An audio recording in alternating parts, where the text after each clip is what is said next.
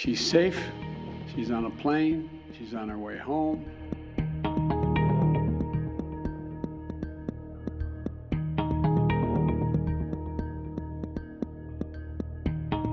Today, I'm just standing here, overwhelmed with emotions, but the most important emotion that I have right now is just sincere gratitude for President Biden and his entire administration.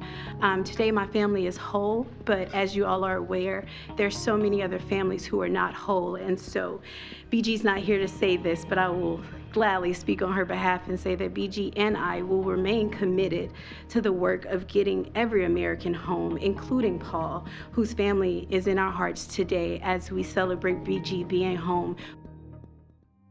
Brittney's safe return home is the product of months and months of painstaking negotiations that were the culmination of extraordinary efforts across the U.S. government. In this last week, the president approved moving forward with releasing Victor Bout in exchange for bringing home Brittney Griner. Over the last 48 hours, Brittney was moved from the penal colony where she was held in Russia to Moscow and then flown to the UAE. Unfortunately, the choice became to either bring Brittney home or no one. It's not going to change our commitment to the Ukrainian people to make sure that they are able to fight against the aggression that they are dealing with Russia, to fight for their freedom, to fight for their democracy. That does not change. I would look at this particular issue specifically to what we were trying to do, bringing home an Americans back home safely. It is an important moment in history that we are bringing Brittney Griner home. She was wrongfully taken and has been wrongfully held. And this brave young woman, this graduate of Nimitz High School, Baylor, Olympian, WNBA renowned champion, held her own as an American and insisted that she was innocent and did everything right, had her appeal denied, but still stayed strong to say, bring me home, please.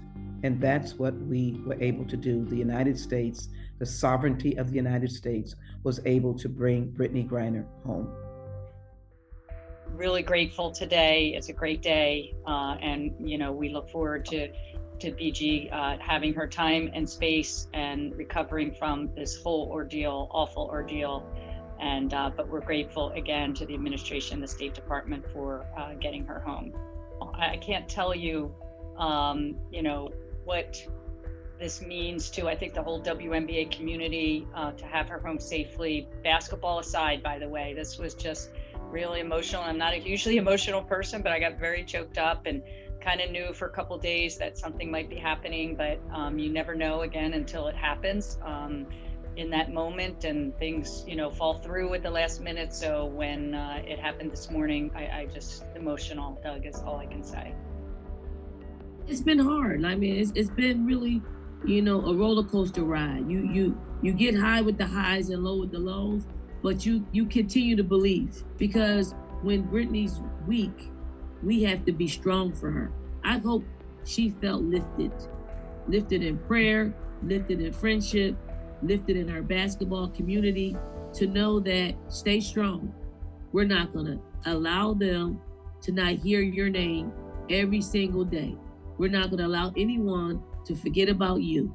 Brittney's coming home while leaving some other Americans wrongfully detained in Russia and other countries, and we're gonna advocate for them. We're gonna pray for the Whelan family and all those other families that have loved ones over there, because the same God that brought Brittney home will be the same God to bring their loved ones home. She's just a good person, and I think she'll definitely have an adjustment after this trauma. But knowing Brittney, and she has such a great attitude, and I know that sooner rather than later she'll be back making every day count and making a difference in people's lives.